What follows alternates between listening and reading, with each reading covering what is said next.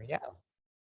Hello, everyone, and welcome to Project Budgets, What to Do and What Not to Do with Margit Brazda Poirier. This workshop is being recorded and slides will be shared afterwards, so please keep your eyes peeled for a follow-up email later in case you want to review anything from today. In case it's your first time here, this free grant workshop is brought to you from Instrumentl through its partner network. These are collaborations between Instrumentl and community members to provide free educational opportunities for grant professionals and nonprofit professionals. Our goal is to tackle a problem that you guys often have to solve for, while also sharing about different ways that our platform can help grant writers win more grants. Instrumentl is the institutional fundraising platform. If you are looking to bring grant prospecting, tracking, and management to one place, we can help you do that. And you can set up your own personalized grant recommendations using the link on the screen, as well as we'll share it in the Zoom chat shortly afterwards. Lastly, be sure to stick around for today's entire presentation. At the end, we're going to be sharing with you some extra resources. We also have a holiday sort of code that Margit will be able to share as well in the case where you do take us up on exploring Instrumentl. More details to come at the end there, though. With that housekeeping out of the way, I'm very excited to introduce Margit to the stage. Margit is the owner and founder of Grants4Good LLC. The company was created in 2009 to help nonprofit organizations and businesses find and get grant funding. She's one of only a few nationally certified grant professionals and one of 30 approved trainers in the US on the topic of grants. And so she and her team have written and received millions in grants for nonprofits and businesses. And she has the unique perspective of understanding both grant seeking and grant making, given her experience leading a prominent New York foundation. Her passion is teaching others to secure grant funding through her online course, all about grant writing, which you'll learn about a little bit later. We ask that if you have any questions throughout the presentation, please include 3 hashtags in front of your question to make it easier to stand out in the Zoom chat. Other than that, Margit, feel free to take it away. That sounds great. Thank you for the introduction, Will. And thank you for having me back. This is, I think, my 5th time teaching a webinar for Instrumentl. I know I was one of your first. Bev Browning was the first. She gets that honor, as she should. And I taught a course right after her. So I'm just really excited to be here again. And I'm really glad to be talking about a topic that I feel so passionate about, and that is budgets. Now, I am a numbers geek and always have been. As Will said, I started my company Grants4Good back in 2009, and I track everything. I track my clients, how much money we're getting in, what they're paying me, what their ROI is. I track how many people I train every year. And we're at just about at 20,000 people since I started in 2009. So you can tell I have a passion for doing this. And thank you for being one more. Actually, I think we have 685 today, so that's wonderful. So project budgets is one of those things that most people struggle with, and that's obviously why you're here today. So I have geared today's hour specifically for people who are new to project budgets, newbies to this whole thing about grant writing. But I'm also going to speak a lot to people who have done lots of grant writing, who might be some seasoned professionals as well. So if some of this is review for you, stick with us, and I'm hoping you'll learn something new today too.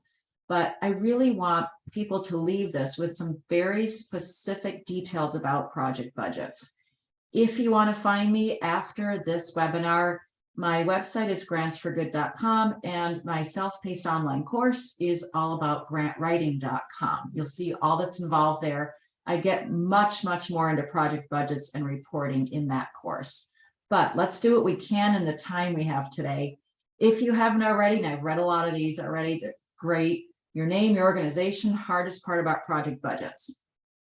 What I'm seeing so far is just projecting the numbers. What you're going to need for your project budget is a real tough one. Getting information from your colleagues, your peers is also a tough one. So today's agenda is I'm going to help you present the A+ project budget so funders want to fund you. We're also going to talk about how Instrumentl can help you develop your project budget and get you some very critical information that you're going to need to take some of this guesswork out of project budgets. I also want to highlight 5 very important critical budget mistakes that can cost you the grant. And for this, I'm going to be speaking from the standpoint of a foundation director.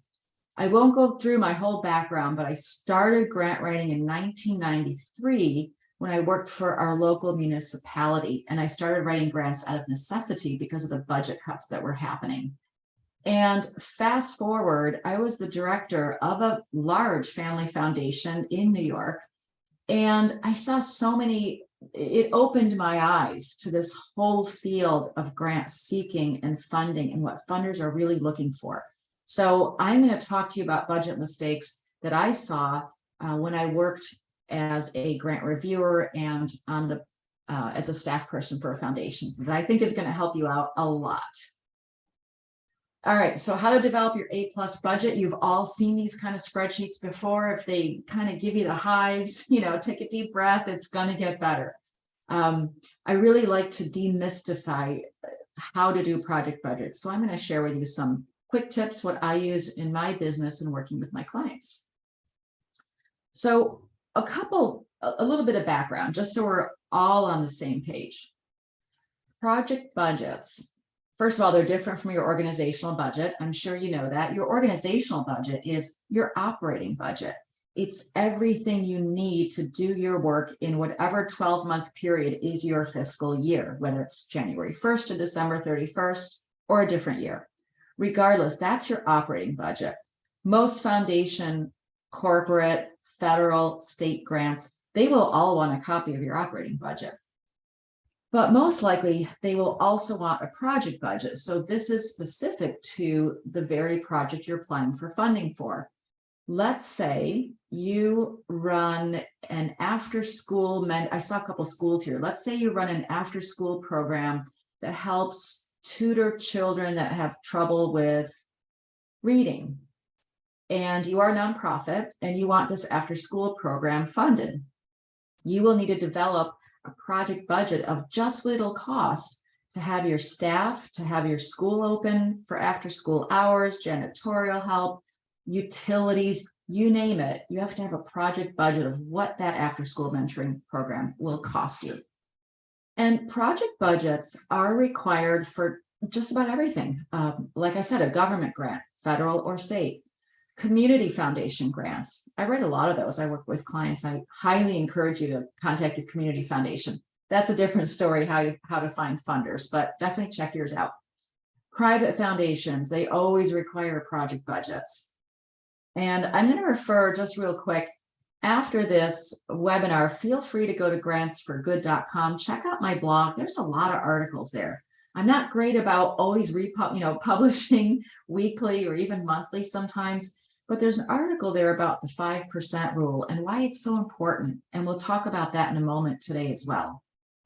And of course, corporate foundations, they all want project budgets. So glad you're here to learn more about how to really develop a strong budget. I want to start with what's going to feel to some of you like a very basic question, but it's not something we can take for granted. One of the questions I get asked most often when I teach about budgets is this. Here's an example. My total project budget is $100,000. That's what it's going to cost to transport seniors with low income to their medical appointments. Okay, but I'm only asking for $15,000 for this grant because we're buying a used van to transport seniors. So do I need to show the entire 100,000 line item project budget?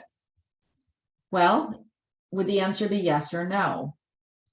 I'm guessing most of you are nodding your head saying, yeah, you do. You have to show the whole thing. Even if you just want to buy a van for this program, your project budget cannot be $15,000 for a van. It has to show the 100,000 because foundations want to know what all the costs are involved in the program. The person to drive the van, the maintenance of the van, any kind of staff people, mileage costs, you name it. They also want to know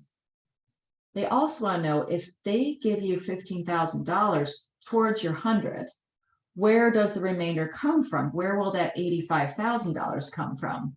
And they want to know this because if they're going to invest, they want to be sure that you have a plan for securing the remainder of the funds.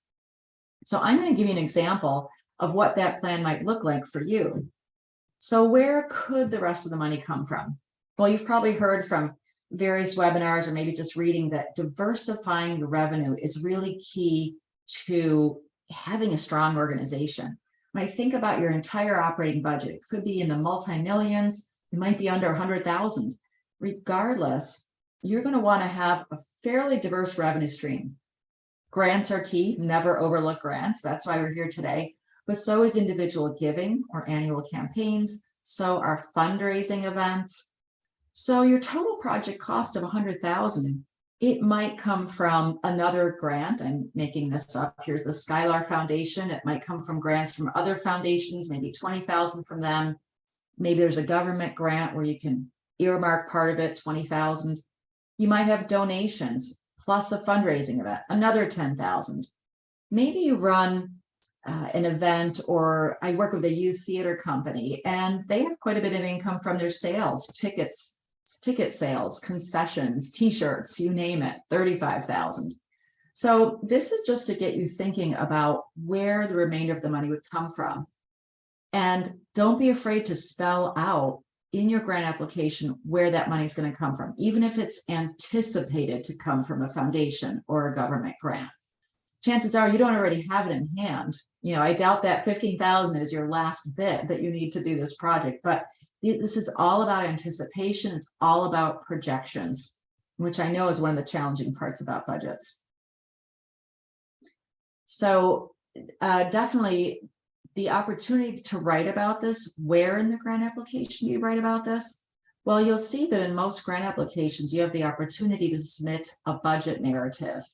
Maybe it can only be a half a page or a page, maybe more, but you can write very briefly where you anticipate the other sources of funding coming from. All right, and that, you know, this really, a lot of people don't do this, by the way. So if you do this, you're already going to be standing out above the rest when you do this particular thing in your project budgets. All right, that's one important tip.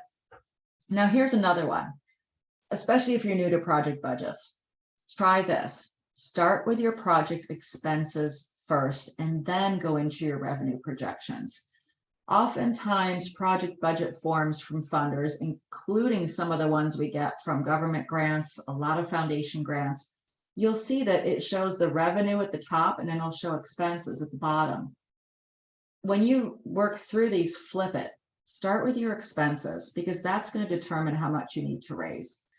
So with your expenses, I'll show you some examples of things to absolutely consider so that you don't overlook. But you want to do the expenses, and then with the revenue, you're going to project where the money will come from. Now, here's a second common mistake I see, and believe it or not, I see this among some pretty seasoned grant professionals. Should revenue dollars equal expense dollars in your project budget? Not talking about your organization, but your project budget. The answer is yes, absolutely. Absolutely. When you submit your project budget, revenue has to equal expenses. Otherwise, you would have a foundation look and say, well, why do you need the money if you already have more than enough?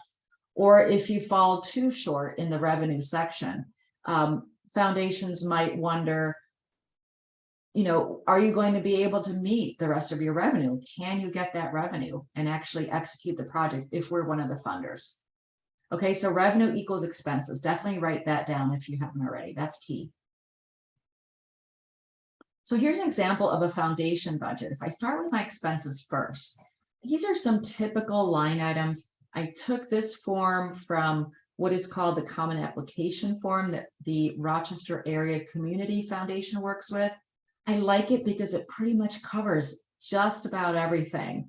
And if it doesn't, you can always add line items. So if your foundation doesn't already give you a spreadsheet and say, okay, Jim, John, Karen, who am I looking at here, Tanya, if they say, okay, this is how I want you to do your project budget, you do it according to their rules. When in doubt, always follow their rules to a T. If they don't, though, then I would encourage you to develop an Excel spreadsheet, something to this effect, that has these line items. So these would include the most obvious, salaries, right? Everybody needs salaries, whether you're hiring new people, or you need to fund your existing staff. Put in salaries. Fringe benefits, professional fees. These could be consultants, maybe an attorney, an accountant, a grant professional. It can include any of that. Your supplies, your printing postage, your occupancy, your rent, if you pay it, your phone, your travel, training, evaluation costs. Some of you work with evaluators, or equipment purchases. One thing I want to tell you with budgets, though, is there's almost always the opportunity to write your miscellaneous expenses.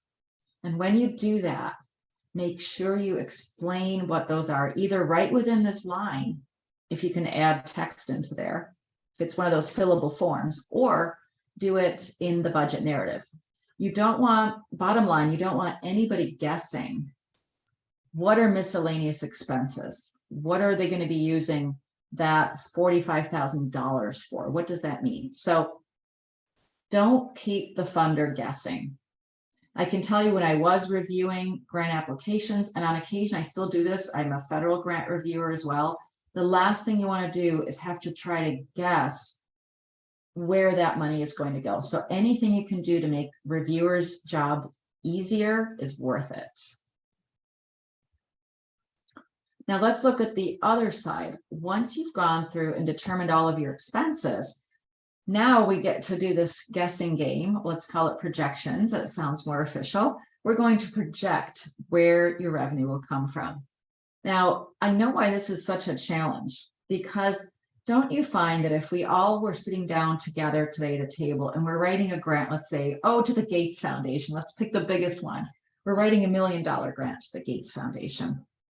And we know that if we if we submit this grant tomorrow, let's say, that it could take 3 months, 6 months, 9 months. I actually don't know how long the Gates Foundation takes right now to get back to you, but most foundations take anywhere from 3 to 6 months typically.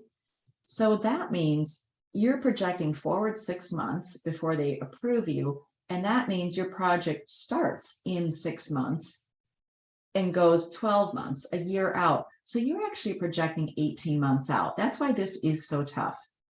So here's a trick I use. If this is a program you're already doing, you're a step ahead, because you can look back on a 12-month period, bring up your numbers, ask your accountant or your treasurer to bring up your numbers and say, okay, what did we spend on staffing for this after-school mentoring program? Or what did we spend on supplies, and what do we spend annually on our rent, and how can we prorate it for this project? If you aren't in that kind of a position and you're creating something brand new, then it truly is a projection, but you can still look at approximately what you would need for staffing, how many hours or what % of somebody's staff time. You can still look at how many people you think you're going to serve and what it might cost per person. So that's another way to back into some numbers. But your revenue is very much a projection. So you'll fill out your requested grant amount, and then just like that slide before, you'll start to think about how likely, what do your fundraising events raise each year? Let's say you raise $60,000 from a big gala and a golf tournament. 60,000. Well, all of that 60,000 probably isn't going to one specific project. In fact, a lot of it will probably go to your staffing and general operating and overhead, which is where people need the funding. But let's say you could take 5,000 or 10,000 of that fundraising event and put it towards this mentoring program or driving seniors to medical appointments, just making up some programs. So you see what I mean? You want to start to look at each of these line items and see where you might be able to allocate some of the revenue into your project budget, especially other foundation and corporate support, maybe some government contracts, any kind of fees, fee-based programs. As I mentioned, I work with a youth theater company, and they might, they make quite a bit from their program fees, their sales, their concessions. So that's always included in their project budget. So you'll want to include income. Now, one thing that isn't on this example, and I think I'm going to have to alter this, is in-kind donations. And I would include that in both the expense and the revenue. And I talk a lot more about this and so many more details in my All About Grant Writing course, but I just want to plant this seed. In-kind donations, equipment that was donated to you, include that in your expenses so that under revenue, you can put that under miscellaneous as in-kind. You'll need to know the cost of that equipment, what it would have cost to purchase it. But then you can make sure that that in-kind is accounted for in your revenue and your expense. So if you received a kidney car, you received a car that has a value of $20,000, it goes into your revenue, $20,000 in revenue, because that's the cost of that car. It's an expense because you need that car. So it is a equipment purchase expense. But in your budget notes, you'll make sure to let them know, funders, that this was an in-kind donation of $20,000. So you want that $20,000 or whatever that number is to be reflected in both your revenue and your expense, so your budget is balanced. I'll briefly go over budget terms because I know there are a lot of them. But on the whole, you've got your direct costs and your indirect costs. And this is where people kind of start pulling out their hair and they're thinking, yeah, but it's sort of a gray area. What's direct? What's considered indirect cost or overhead? Well, the easiest way to figure this out, if you are writing a federal grant, a government grant of any sort, state, federal, provincial, I suggest using their definition. If they say something is overhead or indirect, then that's what it is, even if you might disagree. So always go by whatever is stated in the request for proposals, in the RFP. Because sometimes you'll see varying definitions. So always go, just basically follow directions, just like we did in school. Now, if you have a foundation grant or a corporate grant that, and they often don't get this specific, especially the smaller foundations, then go with this definition, direct costs, because on the whole, direct costs are expenses that are needed to directly implement your program or project. In other words, if this expense was not in your project budget, the program wouldn't happen. So the staff that are needed to tutor the children or that are needed to drive people to the doctor's appointments, those are direct cost staff. An indirect or overhead cost might be the staff person who is an administrative support to the executive director and schedules meetings, some of which have something to do with your project budget, or sorry, some of which have something to do with your project. So that is a step removed. They're not providing a direct service, but they're still part of the program because they're scheduling the meetings, they're organizing the meetings at which you are discussing your program. So this is just one example of many, but I hope it makes it a little bit clearer that those direct costs like the staffing, the supplies, any kind of travel or equipment, those are costs that have to be in your budget in order for this project to work. The indirect or overhead costs are ones where the administrative assistant is very important, but they're also doing a million other things. They are not just focused on your project. So I know there's a little bit of a gray area. When in doubt, you can always ask the funder, but for the most part, you're going to start to get the hang of which one is direct, which is indirect. So indirect or overhead, these are expenses that are needed for your organization to function, like your executive director is necessary. Your admin or assistant to the director or the board is necessary, and that to a small extent, you need them to implement your project. Indirect costs can also include any payment you make on insurance premiums.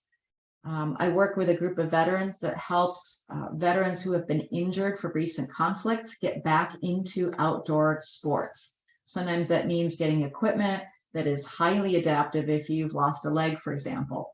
So the insurance is very high for those programs. We always include some insurance premiums in the grants that we develop for them. Also, utilities are part of your indirect costs because let's say if you're running an after-school mentoring program, you're going to be keeping the lights, in today's case, maybe the heat on, other days the air conditioning. Any kind of maintenance costs, janitorial, maintenance of your cars, those are indirect costs. And it was interesting because a week before I started this webinar, I posted on my LinkedIn. By the way, look me up. Let's connect on LinkedIn. I asked people on LinkedIn, what are some of your project budget questions? And one of them that came up, and this might be one of yours as well, is what is a typical percentage that you can fairly put into a project budget for indirect cost? So let's say your direct costs equal $100,000 to run your project for a full 12 months. How much additional indirect cost or overhead can you pile on to that 100,000? Well, here's the funny thing. It varies so tremendously. I've coached clients, I've taught clients to do grant writing. They ask me this all the time, and it varies. For some really small organizations, it might be 5%. Add 5% to that 100,000 of indirect cost. Now your total project budget is $105,000. But I've seen them go as high as 65%. And maybe you can guess who does the 65%. It isn't most nonprofits. It's typically coming from larger colleges and universities. They have often negotiated with the federal government a very high indirect cost rate agreement. Brings me to my next point. When you are writing federal grants or state grants, if you're going to write a lot of these, it is worth it for you to complete the paperwork and develop a negotiated indirect cost rate. You can Google that, negotiated indirect cost rate, because then you will have a set amount that you can ask for from your federal and state grants. And it might differ federal and state, but you'll have that paperwork to show it. In the case of private foundations and corporations, if they don't specifically say something to the effect of, you can ask for a maximum of 10% indirect cost rate and no more. That's great. When they give you those instructions, wonderful. It takes all the guesswork out. If you don't have those instructions, however, you are guessing. And I would say somewhere between 10 to 20% is pretty darn reasonable. I think you can get away with that without raising a big red flag. One thing I recommend doing is, remember that $100,000 budget I mentioned? Go ahead and add 10, 15, 20% indirect cost on there if that's what your calculations show. But you may not want to ask for the grant funding to go for the indirect cost, because a lot of funders don't want to fund it explicitly. They want to fund your direct costs. So if you're writing a grant application, $100,000 is your program budget, and you're going to ask for $20,000. I would say ask for that $20,000 for any line item other than indirect cost, and get that funded instead. Let your indirect costs come from some other sources, like those fundraising events, individual donations. Again, unless the foundation or the government allows you to include that, in which case, go for it. Okay, so I bet there's some questions coming up. I want you to write these down because we're going to get to these. We're going to allow quite a bit of time for questions, actually. I want to talk very briefly about budget narratives or budget justifications. This is basically just saying, it's basically giving more detail about everything you're asking for money for. Remember my point about don't make the funder guess. This is how you do it. And I've taught at national level conferences about this. We don't have too much time to dive into it right now, but here's an example that you'll see of staffing. Let's say we need one FTE, one full-time equivalent supervisor at 10% of their annual salary. What that means is the supervisor makes $80,000 a year, but they're only going to be spending 10% of their time on this particular project. So in all fairness, we're not going to ask for $80,000 from the foundation. We're going to ask for a tenth, or $8,000. Same with the fringe benefits. You'll be calculating what your nonprofit issues for fringe benefits. Let's say it's 28% for a full-time position. You would take 28%, not of $80,000 because it'll be too high, but of the $8,000, so that you've got $2,080 in fringe benefits as well. Okay, so this is one way to never leave the funder guessing where you're coming up with these numbers. Let's switch gears just a little bit. I want to tell you how Instrumentl can help you with take out some of this guesswork. So remember I mentioned that 5% rule. This is really important when it comes to foundation assets because so much of the time you're guessing, okay, what does a foundation have in assets and how much are they really legally obligated to give out each year? Well, the IRS in the United States has a rule that says, and I'm going to paraphrase it, says that a foundation has to give out at minimum 5% of its annual assets of where they finished last year. So let's look at this example. When I got into Instrumentl, and I use it all the time, I typed in the Kong Toy Grant Foundation. It's part of the Pet Finder Foundation. And I see, because Instrumentl provides this data, I don't have to go through the 990. I can if I want. Those are free information. Or I can look at Instrumentl and see what the total assets are. This is an older slide. These were the assets in 2018. Just about 2,300,000 if I were to round up. So if I want to know how much do they have to give out each year or the following year, I would take 5%. So I just take that figure right there, multiply times 0.05, and I know they have to give out at least $115,000 a year. Otherwise, they get slapped with an excise tax, and nobody wants to be taxed, right? So they would rather give that money to charitable donations.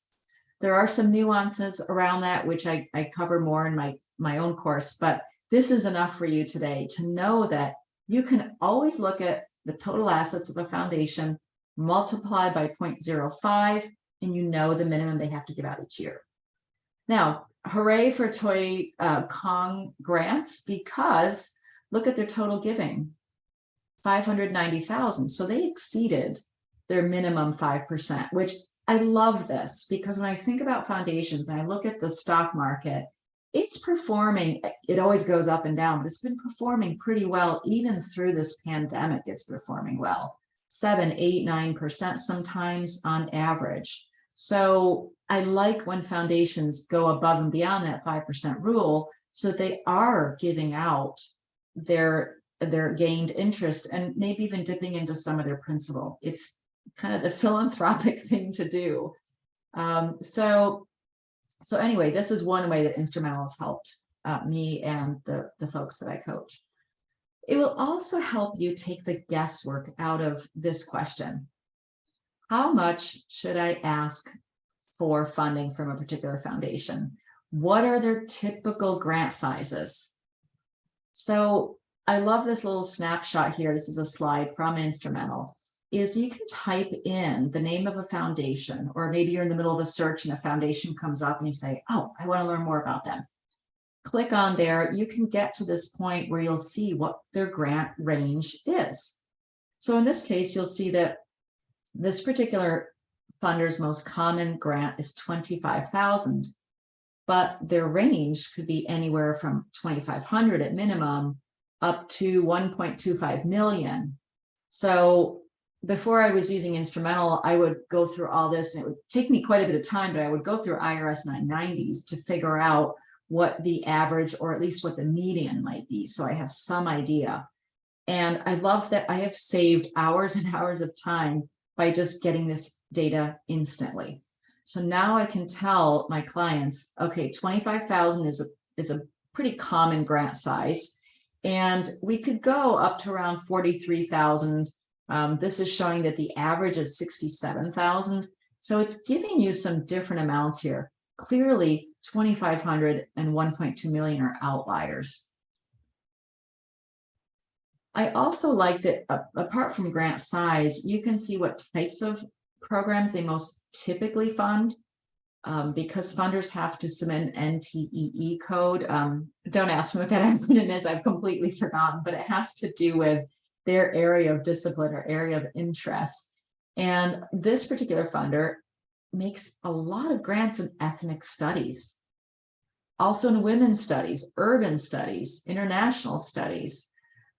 So you can see arts education, that's pretty low on the priority, but some of these other ones are pretty high. So you'll start to get an idea of where their priorities lie and if your programs fit in alignment with theirs. kind of a new feature, and Will, you may want to jump in if there's anything you want to add. This is a fairly new feature, which I think is pretty great too, is maybe you are approaching a foundation that has never funded you in the past, and you're wondering, we would be a new grantee. How open is this foundation to funding new grantees, or do they have a specific 5 to 10 nonprofits that they only fund every single year? So this slide gives you some indication of who's new. And I like that in this case, we see that in 2016, only about 15% were new, but look at 2020, a huge amount of new grantees because they're in the blue here, probably because, like many foundations, they realized, oh my goodness, there are so many people out there that are suffering from the onset of the pandemic in 2020, and they will close if they don't get grant funding. So I'm sure a lot of new grantees were funded that year. Will, do you want to add anything to any of this portion of what I've talked about? Yeah, I think you covered a lot of great insights. I'll put a link in the Zoom chat in terms of a couple things that only Instrumentl can do for folks to check out later. But folks find that they save a ton of time when it comes to just assessing whether or not the fit is there for their organization by using these sorts of data insights. There is no other tool that does this particular insight in terms of openness to new grantees. And what we're finding is that when we surveyed our customers, they're essentially saving 3 hours per good fit funder they're finding on Instrumentl. And so each time you're identifying one of these opportunities, you're essentially able to just cut down the time it's taking for you to prospect to then focus it on creating this awesome, project budget or proposal and getting those out. And so there are some new impact pages and case studies as well that we've released on our site that you guys can definitely explore later on. But yeah, definitely feel free to check out Margit's link as well if you've never tried us out. Yeah, this is a great feature, and like Will said, it saves a lot of time. I've been in the grant field for several decades, and I've tried a lot of different. Actually, there's a lot of good databases out there that I've liked, and they've all kind of morphed a little bit over the years. I'm using this one the most because it's the quickest for me, and I'm big on streamlining and saving time so that I can get out and ski when we get that next big dump of snow, which I hope is soon. But in all seriousness, it saves me time and also many of my clients, because we just don't have a ton of time to waste. We don't want to spend 20 or 30 hours doing funding searches. We want to make it quick and accurate. So let me jump into 5 budget mistakes that will cost you the grant. Okay, you can avoid these, not hard to avoid these. The first one seems so common sense, but it's the most common one I see. It's being sure that all your numbers add up. There should be no mathematical errors. I've consulted with a number of clients, and one of them is an engineering firm that does a lot of great environmental work, my expertise. And engineers are great to work with. They're detail-oriented, they know what they're doing. And yet I found mathematical errors even in their budgets. And the reason why wasn't that they couldn't do numbers or math. It's that there was one small error in the formula of the Excel spreadsheet that they had created to do the calculations on their behalf. So I check everybody's formulas all the time in those Excel spreadsheets. If you use them, check your formulas.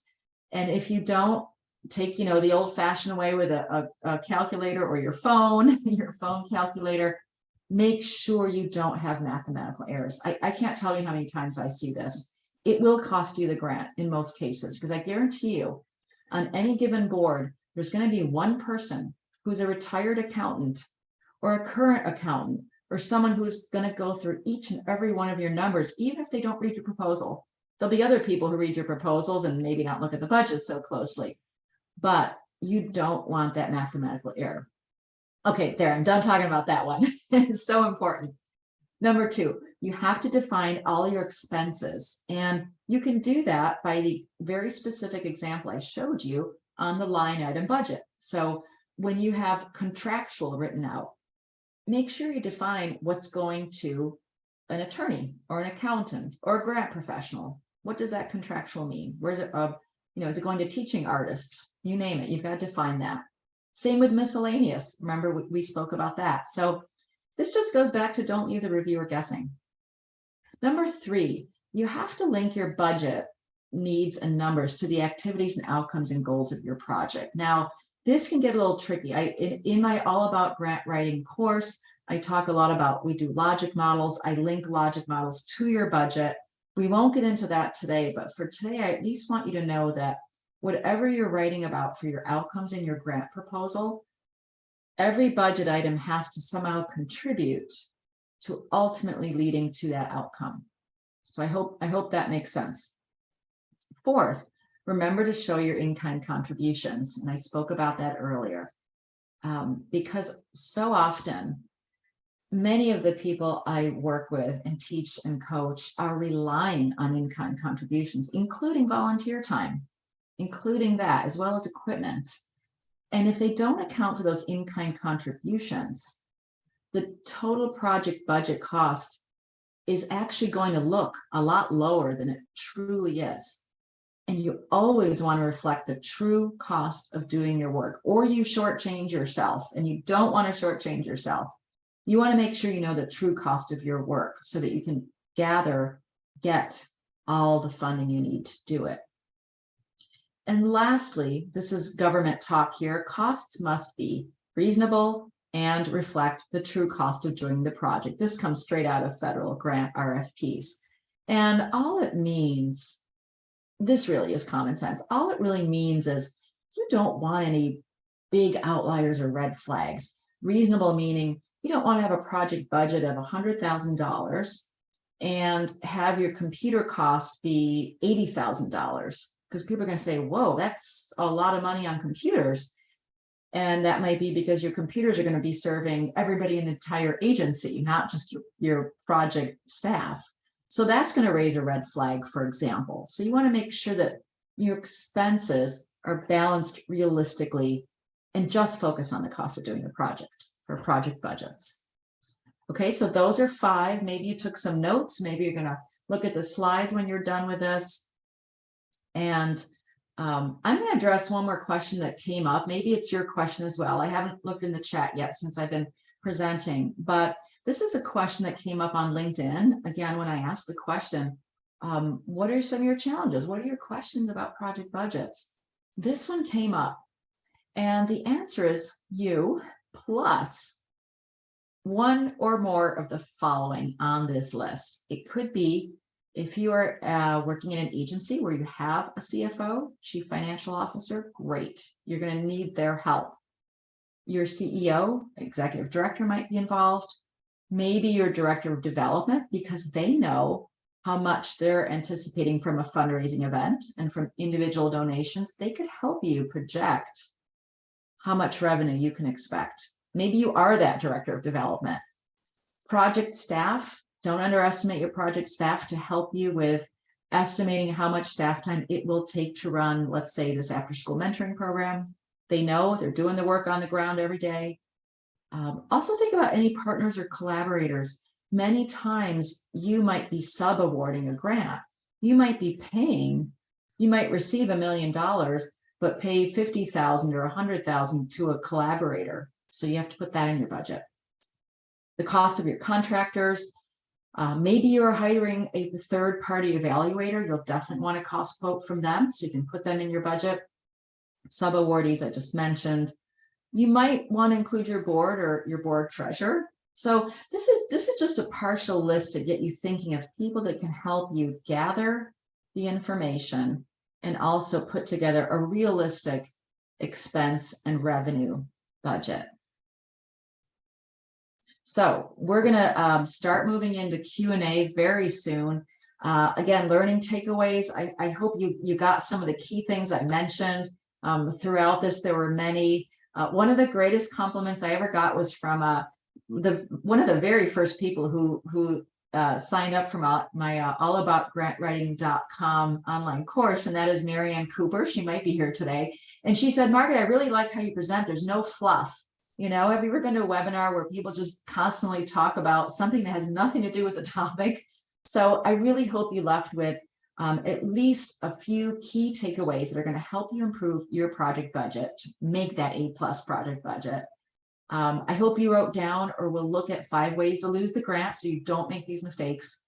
And finally, get help from Instrumentl try it out for 2 weeks. That's what I did because I don't really like to jump into a big purchase right away. So try it out. I think you're going to love it. And then you can use my coupon code, which, by the way, I have another one for you.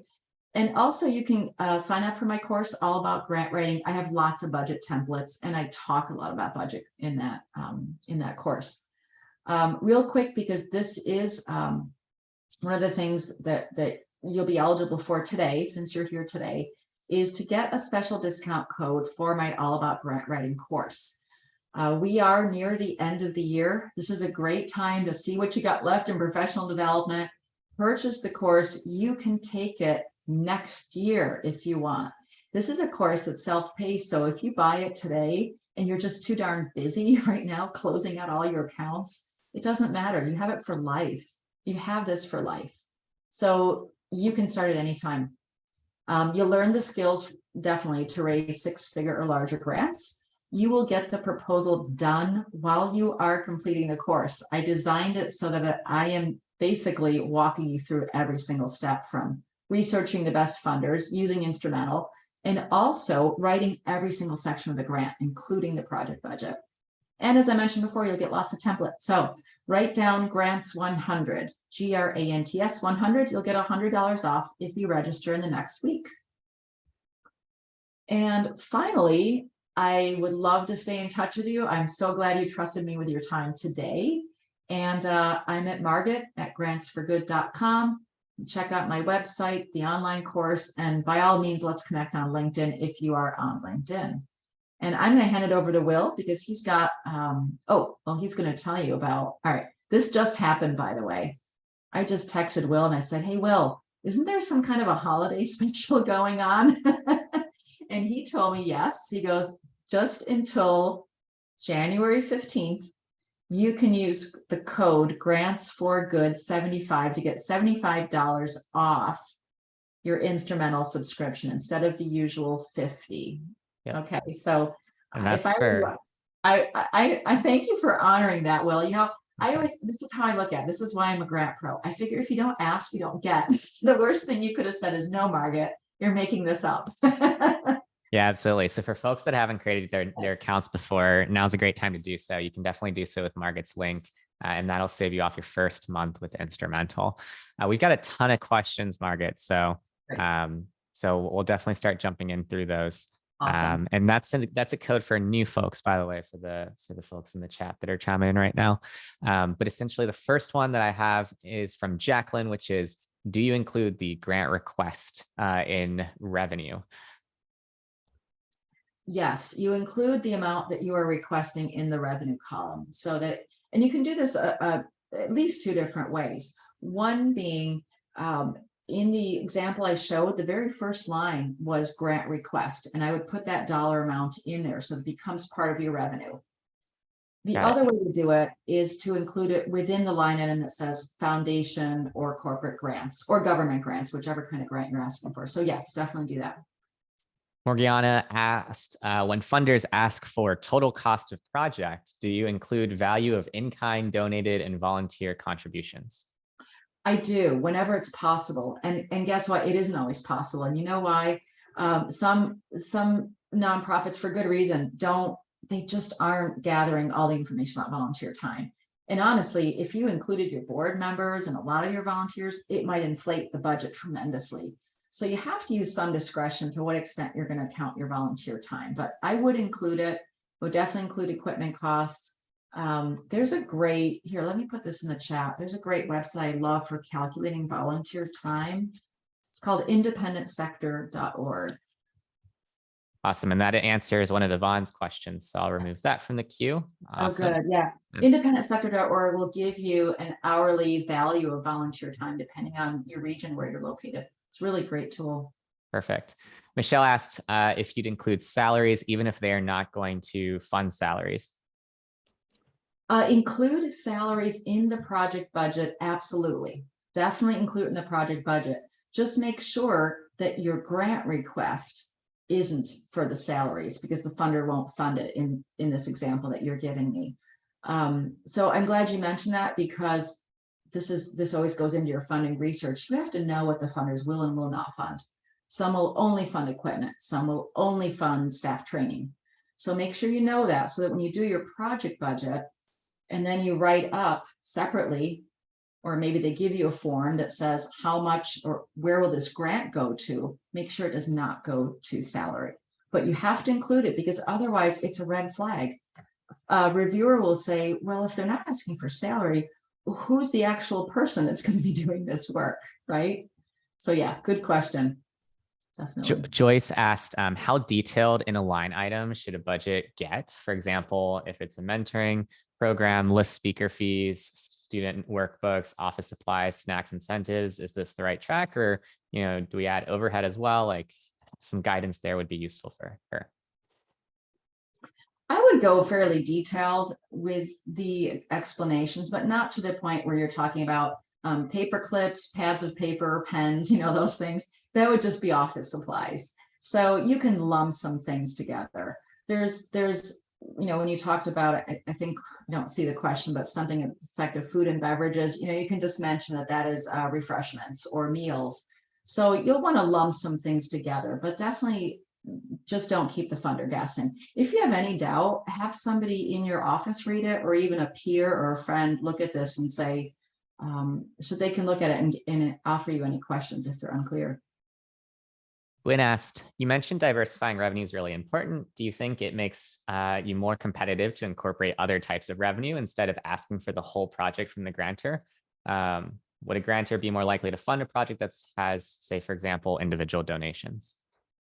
My experience over all these decades is there are very few foundations and corporate foundations that want to fund the entire project budget. Very, very few.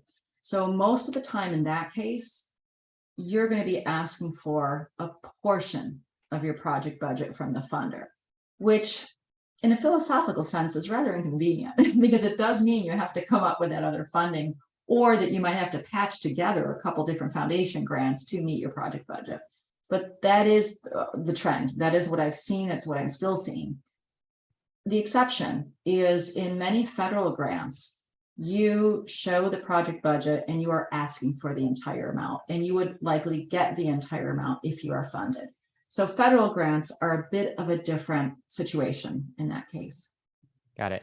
And before we go into our next question, I want to make sure that I get this message into the Zoom chat, since I know sometimes folks are right up on the top of the hour. There's a feedback form for this workshop with some freebies and things like that Margit's graciously offered, as well as Instrumentl's freebies on the screen. And we'll also be back next week for our final workshop of the year. It's going to be with a customer of ours, local nonprofit, and how they secured 30% more in grant funding with the help of Instrumentl. We just had another customer spotlight about a week or so ago where the director there had raised $1 million with Instrumentl. And so definitely feel free to check that out in the case where you're looking for more tips and tricks to what Margit talked about today.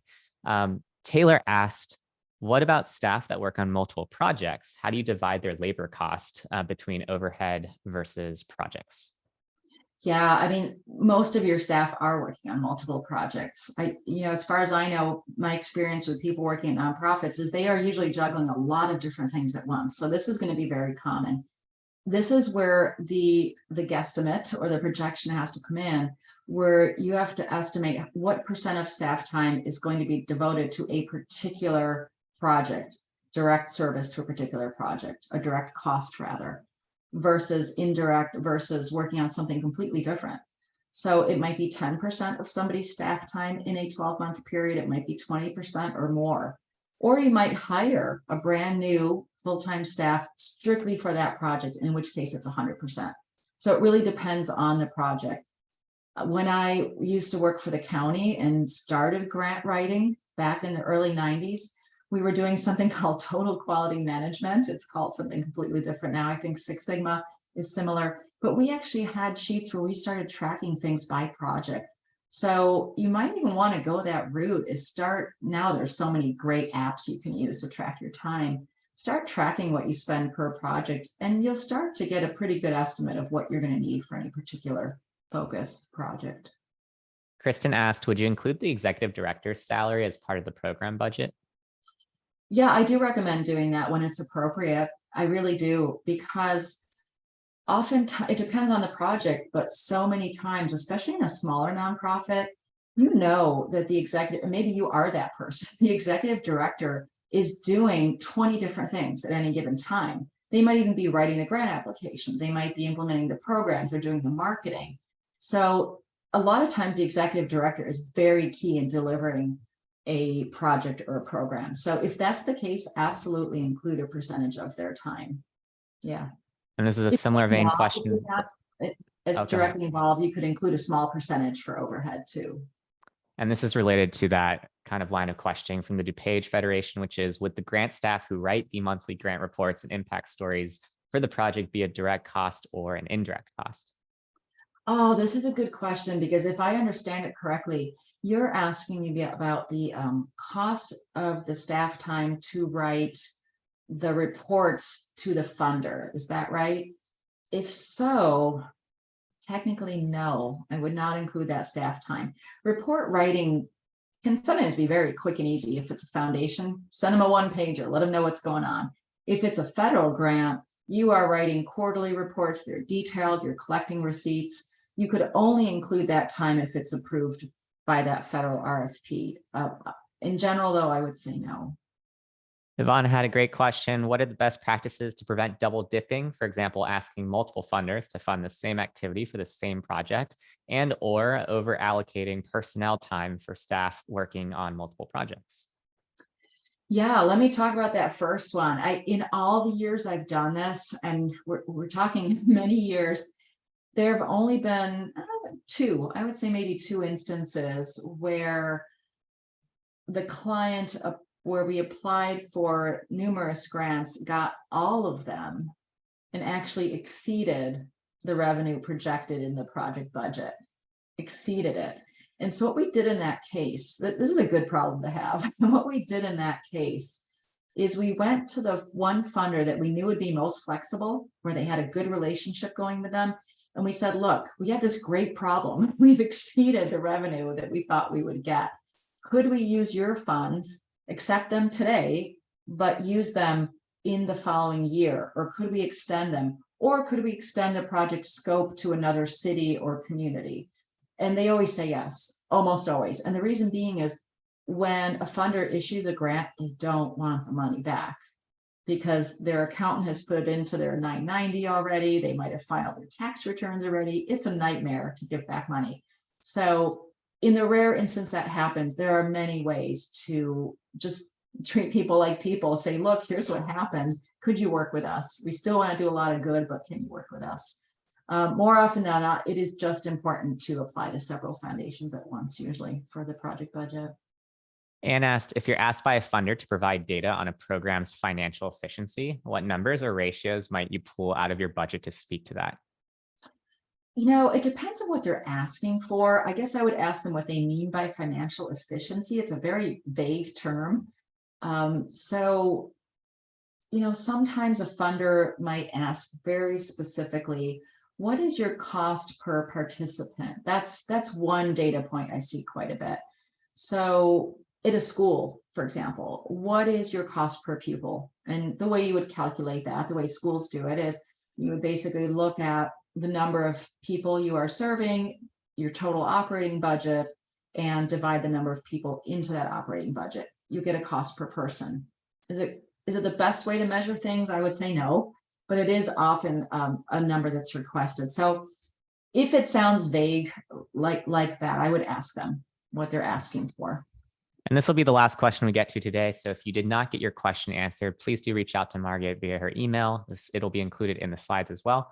Francine asked, as a freelance grant writer, are you responsible for getting estimates or quotes for budget items, or is that the responsibility of the client? Often the client wants me to do the research to pull the budget together.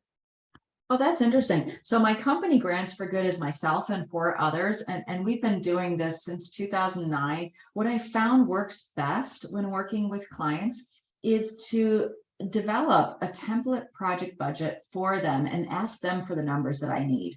So rather than, and I know grant writers who will hand over this template and say, here, you guys work on this while I do the grant proposal writing. And guess what? A week will go by, 2 weeks will go by, and you still won't get your project budget, because so many times, not always, but so many times, a person looks at a blank sheet and they say, I don't know what to do with this. So what I would, if you are, a consultant and you're doing this with clients, I recommend filling in as much as you can in the project budget and giving it to them, or better yet, ask them very specific questions and you fill in the project budget, so you can make sure the math is right, the percentages are working out. You know the rules in that RFP and what you need to do to have a top-notch project budget that's going to get them funded. So I think it's important as grant pros that we, I do a lot of coaching with folks, that we coach people through how to do that well and do it with them. Yeah. That sounds really similar in a tangentially related topic of what Rachel Waterman teaches in terms of getting stellar support letters and like feeding the questions to the client to fill in the gaps through a collaborative Absolutely. process. Same goes with letters of support. Develop it for them. Yes, exactly. Awesome. Well, that brings us to the top of the hour. Thank you so much all for spending the last hour with us. Thank you, Margit, for coming back on. Be sure to check out Margit's course and take advantage of that deal that she's got for you all in the next week. And look out for the replay and slides coming your way in the next few days. Great to see you all. I didn't get to see everybody, but I see a lot of people on their video cameras. Thank you for that. And I hope we stay in touch. Let's connect. All right. Bye-bye. Bye, y'all.